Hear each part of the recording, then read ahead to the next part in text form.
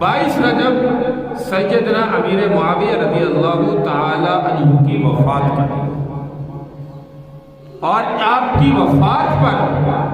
دشمنوں نے چھپ کر خوشی منانا جو ہے وہ شروع کی۔ 1906 کے اندر لکھنؤ کے اندر جو ہے یہ رسم، یہ بدعت جو ہے وہ شروع کی گئی، اور گھروں میں چھپ کر یہ کنڈوں کی رسم جو ہے وہ منائی جاتی تھی، تاکہ مسلمانوں کو پتہ نہ چلے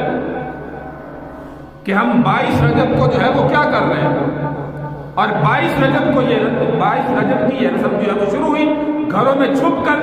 دشمنان صحابہ جو ہے یہ رسم منایا کرتے تھے۔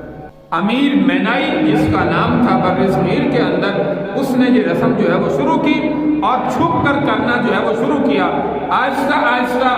اب اس پر جو ہے وہ ایسا سمجھیے کہ لیول جو لگایا بعد کے اندر، وہ کہا کہ اس میں امام جعفر صادق رحمۃ اللہ علیہ کی پیدائش کا دن ہے، لہذا اس کی خوشی کے اندر ہم جو ہے یہ کنڈوں کی رسم جو ہے وہ منا رہے، کھانے وغیرہ پکا کر لوگوں کے درمیان خوشی کا طور پر تقسیم کیا جاتا ہے،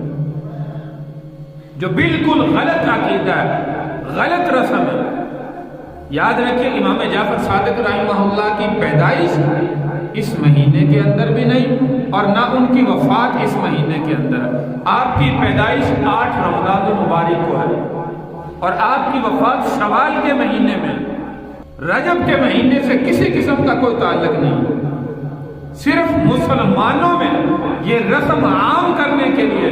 امام جعفر صادق رحمہ اللہ کا نام جو ہے وہ شروع کیا گیا، جس میں آہستہ آہستہ مسلمان بھی جو ہے وہ شروع ہو گئے۔